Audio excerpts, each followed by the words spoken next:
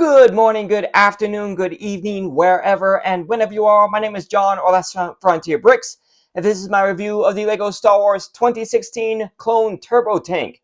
It is set number 75151, comes with 903 pieces, including 4 minifigures, 6 if you count the 2 battle droids, and originally it was released on June 1st, 2016 at a retail price of $110. A relatively decent price for 2016. However, that's hardly the case nowadays, as if you want to get this thing brand new sealed on Bricklink, you're looking at spending no less than $300, and that's without accounting for international shipping. With the brand new Clone Turbo Tank, or in this case, Republic Juggernaut, coming out the same day as this video is being released, August 1st, 2025, I thought that would be a fun idea to take a look at the previous version of the same vehicle, which came out almost a decade previously. Which, to be honest, this set, when it came out, was a bit controversial. Considering it was quite a bit downscaled from the previous version, which came out in 2010, which was just an absolute monster at over 1,100 pieces. So it was a bit controversial when it came out. But considering the new one that's getting ready to come out, I wouldn't be too surprised if people will start to see this set in a bit of a different light. I honestly picked this up brand new sealed for $180, and I was actually quite surprised with this since I quite enjoyed the build and actually enjoyed the set really well, quite a bit. We'll go ahead and start off taking a look at the minifigures. We start off with a couple of B1 battle droids. It's nothing new over here, nothing we haven't seen before. Even the straight arm, which came out in 2007, isn't all that new, and both of them come with your regular Star Wars style blaster. Next up, we have a Kashyyyk Scout Trooper. Really love the head mold on this guy, plus all the printing you got plenty of like forest camo all over the helmet and the torso. Even a little bit on the legs with some new armor. Or like you got all the packs on the front. No arm printing going on here, but like I said, some decent into leg printing. Same with the printing on the back as well. And underneath the helmet, you'll find an angry clone face, and he also has your regular Star Wars style blaster pistol. Next up on the figures in the order that you make in the instruction manual. I almost forgot. I know that I actually have the instruction manual right here. Can't believe I forgot about that. Taking a look, you can see the full set in all its glory with the battle sheep going on. Plus, you got the Kylo Ren Force Awakens banner, as this set did come out right after, only about a year after The Force Awakens. Opening the instruction manual, you just jump straight into the build, and then you got the 2 pages for your parts list, and then a page showing up all the play features, along with an ad for the LEGO Star Wars Force Builder app, plus the minifigures and sets that came out with the set. You've got the Star Scavenger, and then I believe it's the Eclipse Starfighter from the Freemaker Adventures. You got the Encounter on Jakku from Force Awakens. Of course, you got this set. And then you also got the Resistance Starfighter from Force Awakens. And then you also have the A-Wing versus Vader TIE Fighter and Captain Rex's ATTE from Rebels. So a relatively decent wave, to be honest. Anyway, getting back into the figures, we'll go ahead and get back into Quinlan Vos. I believe this is just about the only set he comes in. I really like the hairpiece going on with him. Nice printing going on, with plenty of a good sized 5 o'clock shadow. Plus, there's the face painting going on, and he does have a secondary angry face. It's good printing on the back of the torso. Now that the hairpiece is off, because that hairpiece basically completely covers it. But yeah, that looks really nice. I like all the armor going on here. Really like that Republic logo there, or for his belt buckle. Like this design is I believe this design is very much based off his design in the Clone Wars TV show and the few appearances he does have. And then of course he has his lightsaber with a green blade. Really solid figure. Next up, we have Clone Commander Gree with a really nice metallic gray helmet with some nice printing going on. Of course, underneath, you once again have an angry clone. And take a look at the torso. That looks really nice with its own version of the forest camo you get with the Scout Trooper. No, again, no arm printing, but really nice leg printing. Same with the printing on the back. And his accessories are both a blaster pistol and a pair of macro binoculars. So all in all, really nice figure there as well. And then finally, we have another figure I do believe is unique to this set. We have Luminar Unduli, which with the exception of a couple a couple of Clone Wars TV series sets, this might just be her only appearance.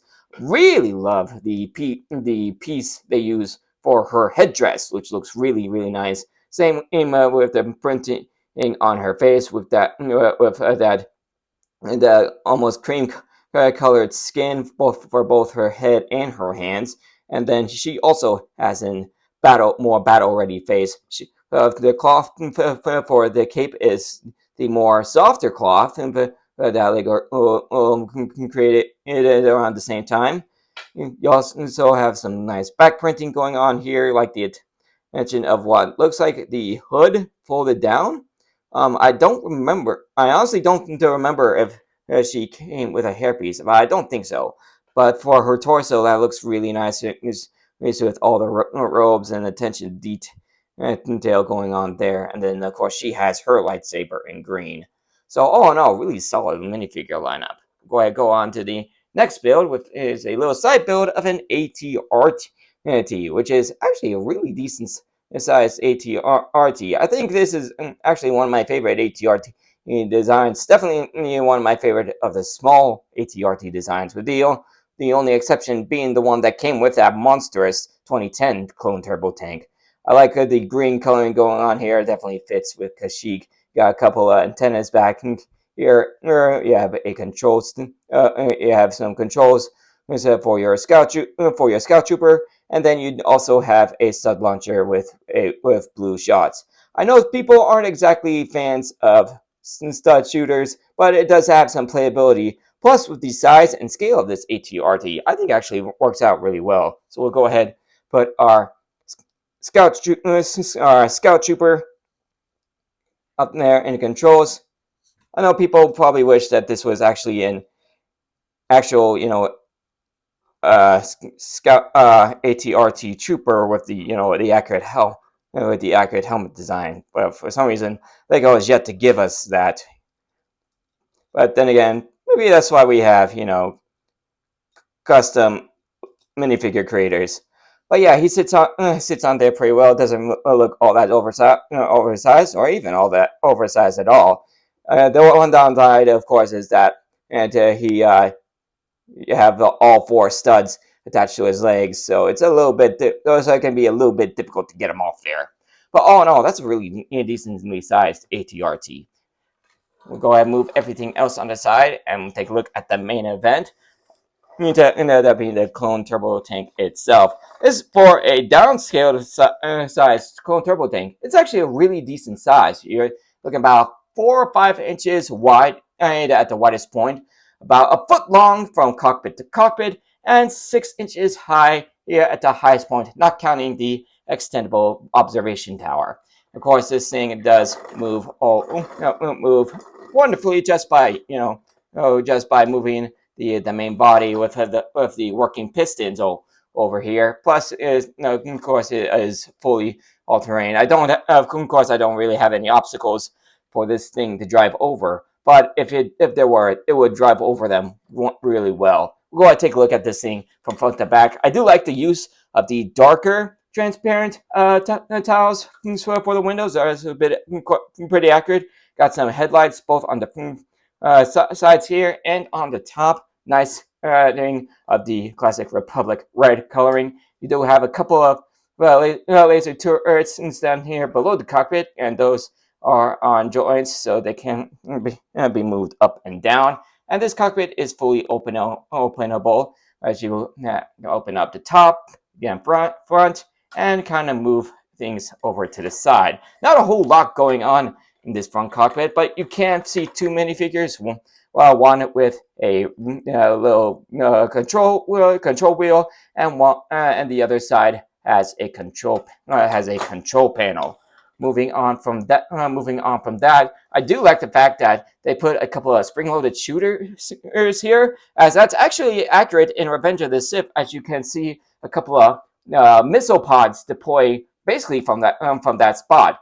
Though I will say that does come at a little bit of a downside, which I'll get on to later on. I did already mention these top lights, but you can open both sides of the clone turbo tank. On both sides, you'll find an extra spring shot for your spring-loaded shooters, and you have a gear here to move up your observation tower. There's barely enough room in there for one minifigure, but you do have a plenty control panel, and again, that gear can just be used to raise up your observation tower, which actually has a pretty decent height. One thing I will say is that this clone turbo tank doesn't have a whole lot of space for minifigures, and that's because they wanted to be able to take your ATRT, fold it up a bit, and then you can squeeze that inside. Okay. So let's see. I think I got it right. Okay, let me double check. Let me double check real quick.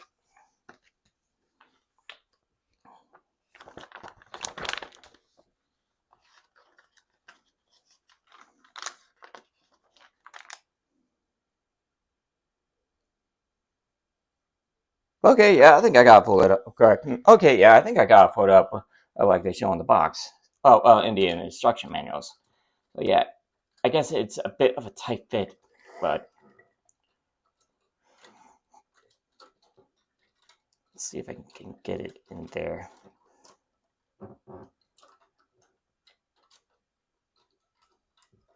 Yeah. And let's see, does that work? Yeah, that works. Okay, so I guess I was trying to put the wrong way, but yeah, that's yeah. One of the downsides of this clone turbo tank is that they wanted you to be able to fold up that ATRT and fit it inside for transportation, which I really don't understand. But you do. But other than that, there's not a whole lot of space going on, stuff going on inside. I do like the little addition of whatever this thing is on this side. I do believe that's supposed to be there, but you do also have a little anti-infantry turret on there. But if you don't want it on there, that's totally fine because it can also be used to be dropped down and used as an anti-infantry turret on the ground, which is why they have the